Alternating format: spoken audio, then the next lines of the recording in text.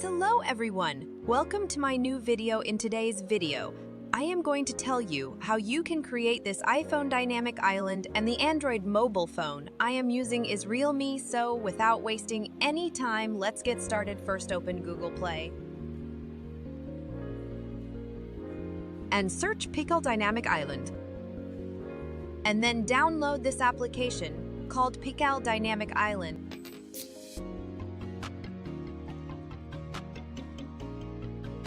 After that, open this application and get the permission like I have given.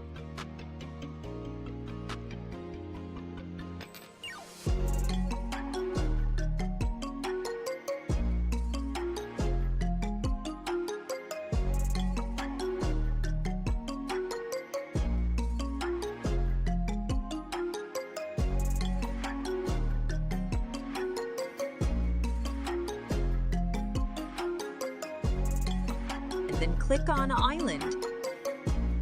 You can also customize your dynamic notch, like you can change its width, height, X position, and more.